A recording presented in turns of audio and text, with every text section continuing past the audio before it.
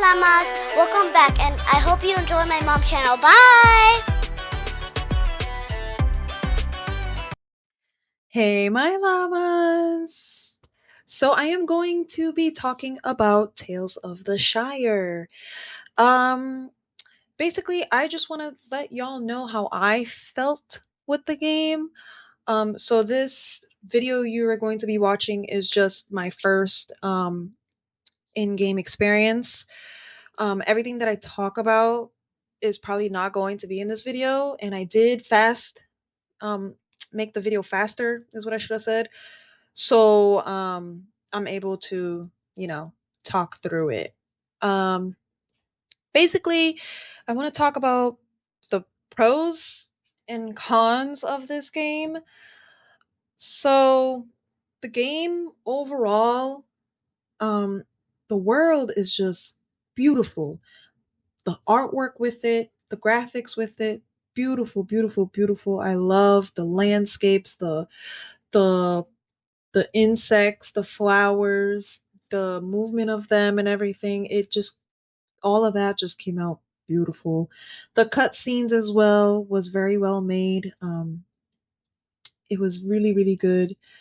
Um, the gameplay is decent.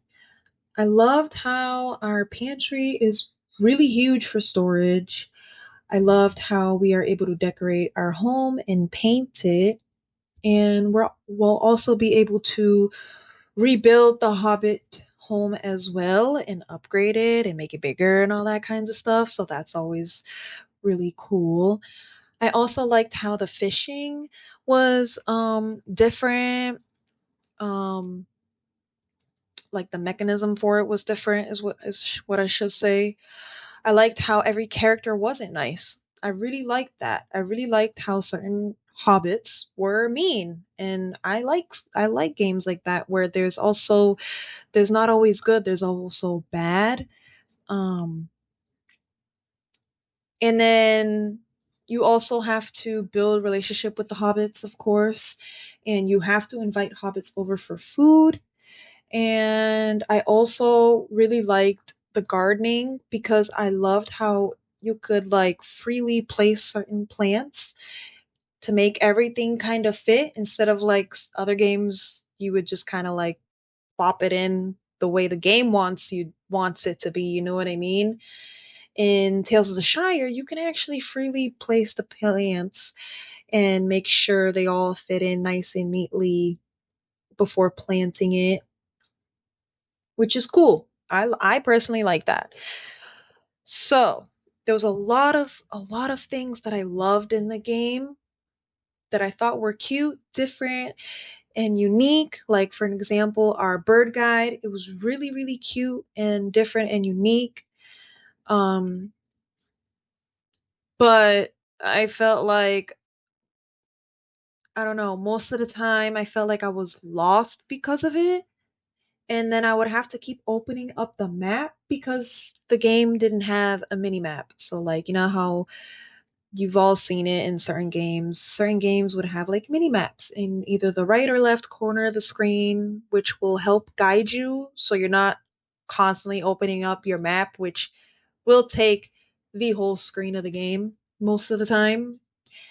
Um so that was like one of my cons with the game, is just that the bird guide was cute and all and different, but I found myself most of the times getting lost, which wasn't cool. And then having to open up the map, which took the whole game screen, to then close the map, to then actually like trying to figure out where to go and then open it. Yeah, it was just a mess.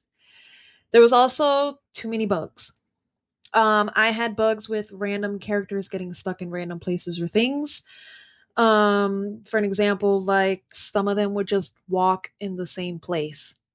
Like literally, they would be walking, moving their legs in the same place. Even if I pushed them with my character, it wouldn't change their their movement. They would still be stuck doing the same thing.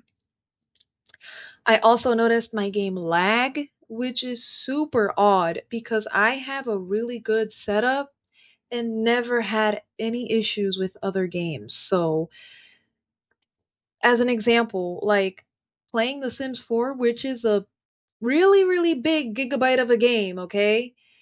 Especially with all the expansion packs and everything, I have never had a lag when it came to that game. But for Tales of the Shire, I had a few lags here and there, which I found that to be kind of odd.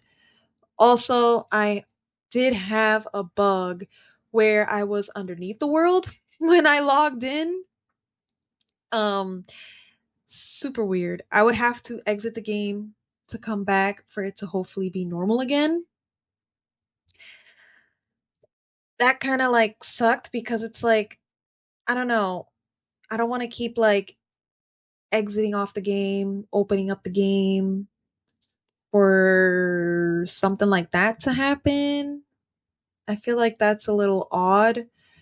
Um I also didn't like how the game lacked in some music, but mostly in ambience. Um Ambience for like 100%, like it lacked in a lot of certain things. Like for an example, when we invite hobbits over for food, I felt like it lacked in talking cutlery noises, like the forks and the knives, like they would be hitting each other when you eat and stuff like that. I felt like it lacked in those kind of noises, plates, movement, stuff like that. I felt like we didn't have noise for it. um I know the game's a narrative type of game, but it lacked in a lot of background ambience, especially like when I'm fishing or collecting things. It felt empty, honestly. Like I felt like I was just collecting and there was like no sound effect. No sound effect for anything.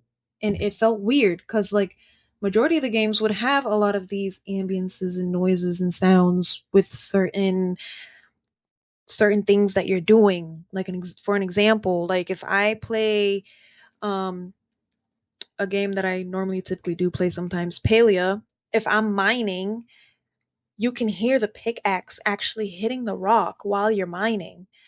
So like I felt like the game lacked in a lot of ambience sound. Um I also felt like it lacked a lot in other hobbits that weren't main characters as well, because some of them would literally just stand in one place and not move at all or do anything at all. Some of them would just stand there. I felt like that was just like off-putting. Um or sometimes if you were lucky enough, you would get a few hobbits that would have thought bubbles and they would be pretending to talk to you, I guess. I don't know, but some of them would do that, which is it's okay, but like at the same time it's like damn, like I wish they were actually doing stuff, not just standing in one place and actually like conversating with us, even if we're not talking to them, or at least like I don't know, talking to themselves. I feel like that would have been nice, but I get it. They wanted it to be a narrative game, I guess. I don't know. I also didn't like how our inventory was so small. By the time I had 10 items, when the world is covered in things to collect, my inventory was full. So I wasn't able to collect anything else. So I would literally have to walk all the way back to my hobbit house and waste in game time because of it. Because you can't run. And the skipping in the game, it's cute. Don't get me wrong, it's really, really cute, but it's not fast at all. I literally feel like I'm walking if I'm using the skipping or not.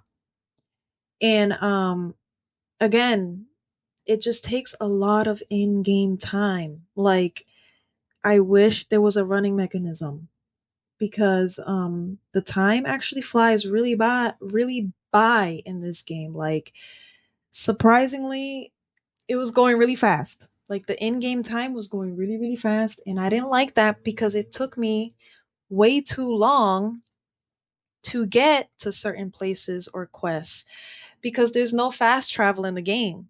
So you literally do have to walk around or skip, which for me, the skipping was kind of like walking. So, like, what was the point of using it?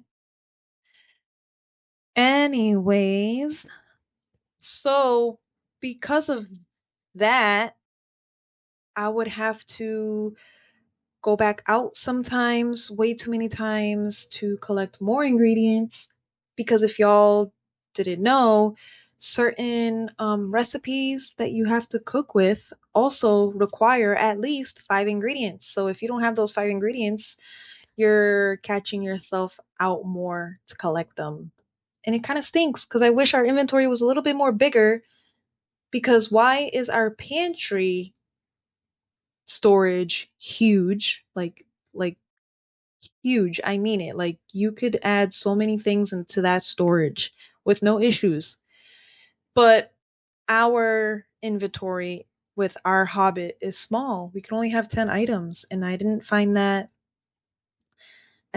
it to be good because I caught myself a lot of times having to go back out 2 3 times in the in game to collect more items, and it sucked because I noticed that it wasted a lot of in-game time, and I noticed that because of that I would waste a lot of days as well. So if I'm out there collecting the forged items, I've noticed that it could take all day, and then I would have to sleep and then wake up the next day, and then I would check if I had the certain ingredients that I needed to cook the certain food.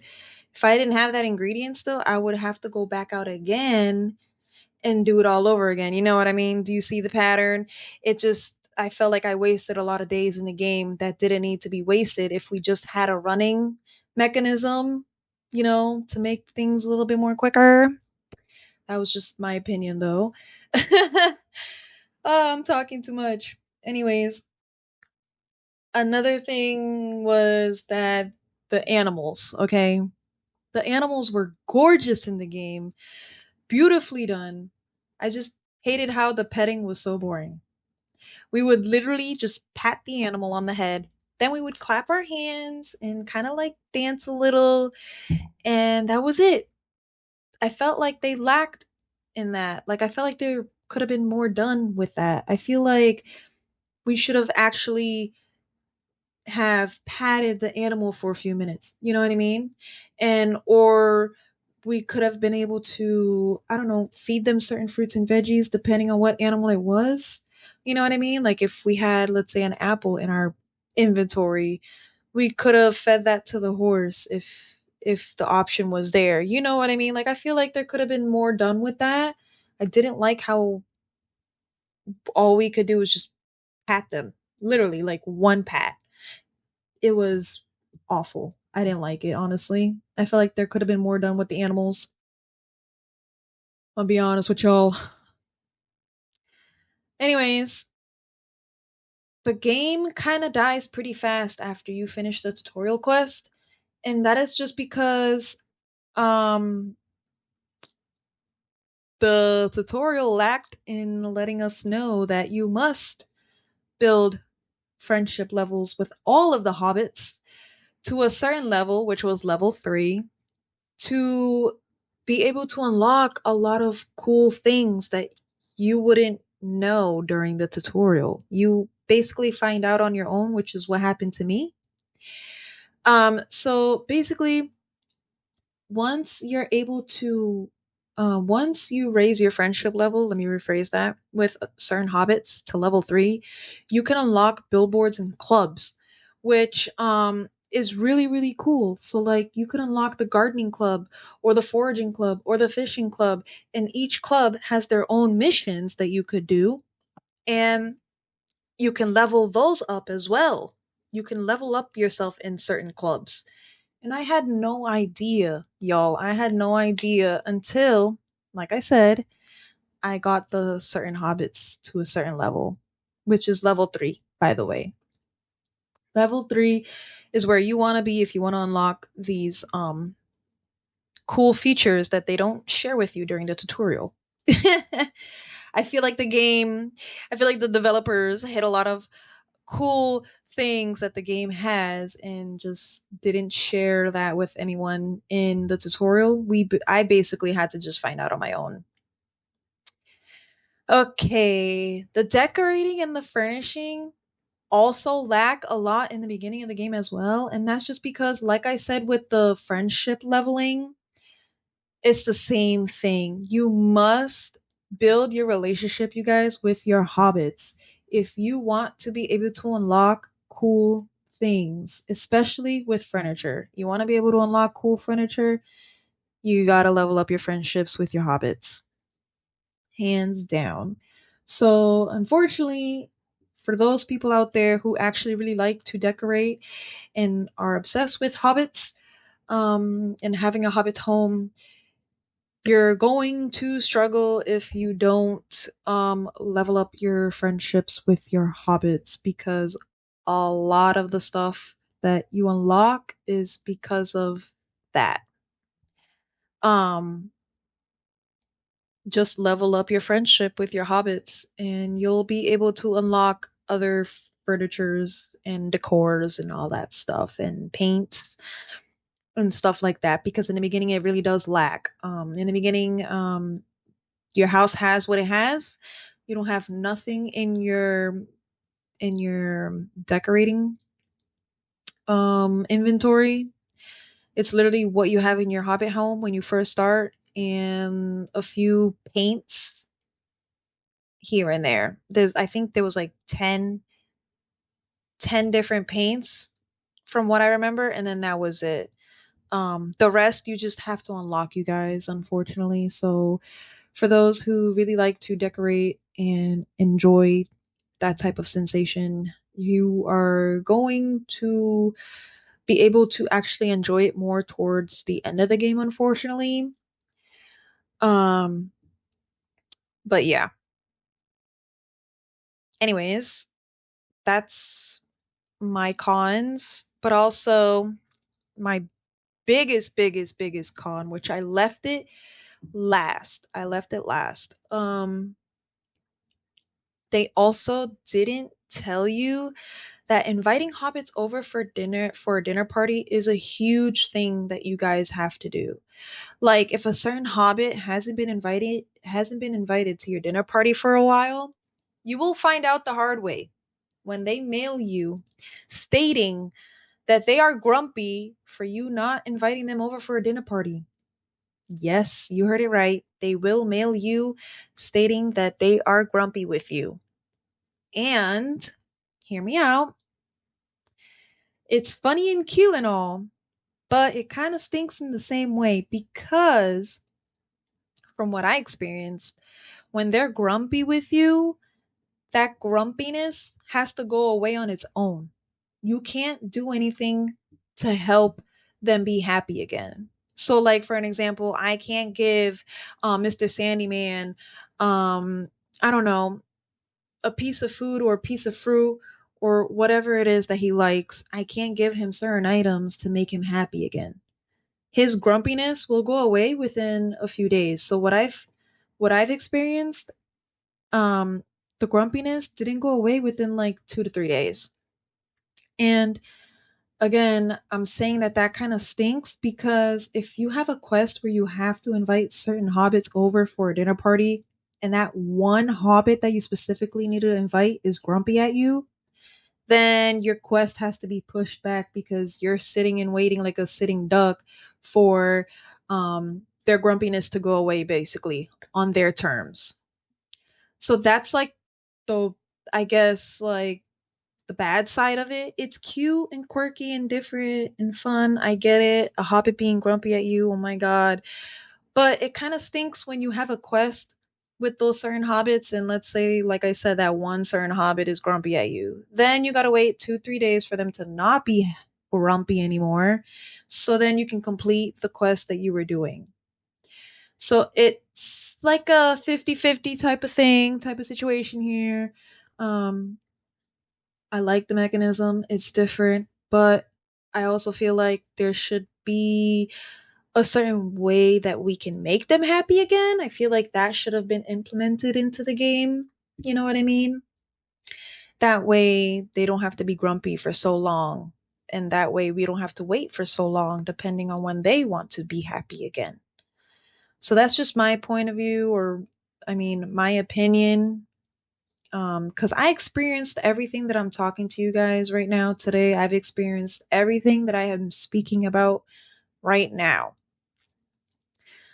Everything that I have said is true, and it's what I experienced in game. The game is beautiful. I loved the way it looked. It looked gorgeous when I played it, but it lacked in a lot of certain stuff that just wasn't sitting right with me because being a new game in the market, especially being a Lord of the Rings game, you would have expected more, right? So that's just my opinion. So with that have been all said, I just feel like the game was rushed, not fully complete, and unfortunately, y'all, there is going to be so many cozy games coming out right now or that are out already that might either hit or miss. And it stinks because I paid 35 US dollars for a game that I feel like I wasted my money on, but also like I wasted my time on it as well because there was just too many bugs or too many like things that just didn't sit right with me, or it was missing so many things, you know what I mean? So I don't know what else to say, but that's what I experienced in the game. And I feel like if the developers see this video and hear what I have to say, I just want y'all to know that the game is beautiful. It's gorgeous. The artwork, the cutscenes, it was beautiful. But I feel like y'all need to fix certain things and implement certain things like running because we don't have fast travel. We do have to walk everywhere, you guys, in the game. Um, but again, like I say this from the bottom of my heart, the game was gorgeous, y'all. Gorgeous. The graphics, the design, the artwork, the the animals look beautiful, the hobbits look beautiful, the hobbit homes look beautiful.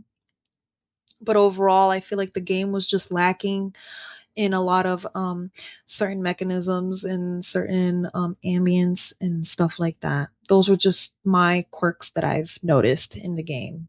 But overall, the game was beautiful. If you guys do like, I'm not here to tell y'all not to play the game. Play the game. If you're a Lord of the Rings fan and you love hobbits, play the game. But me personally, I experienced way too many bugs and just feel like it was lacking in a lot of things that should have been in the game before it was released. So that's just my opinion again. Um and yeah, before I keep blabbering and talking even more, I'm going to stop myself right here. Thank you guys so much for listening to me and listening to what I liked about the game and what I didn't like about the game. Um but yeah, that's all I have to say, you guys, cuz now my mind is just a blank. It's a blank slate right now. Thank you guys so much for listening. And I hope you guys have an amazing day wherever you guys are. And yeah, stay safe, y'all. Bye, my llamas.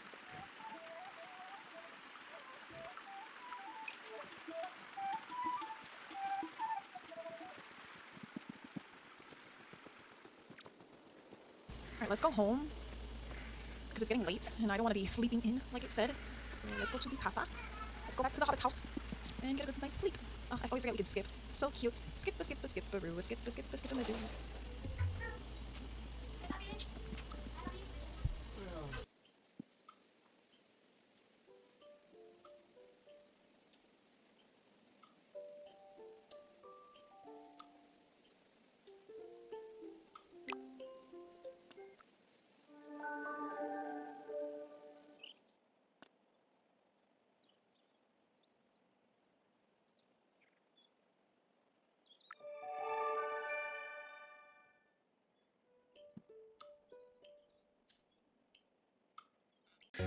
if you guys haven't already, if you like this video, give me a thumbs up. If you don't, then give me a thumbs down. And also, don't forget to hit that subscribe button. Make sure you hit that notification bell and make sure you press on all so you guys will stay getting notifications of my new videos by me, of course. Bye, my llamas.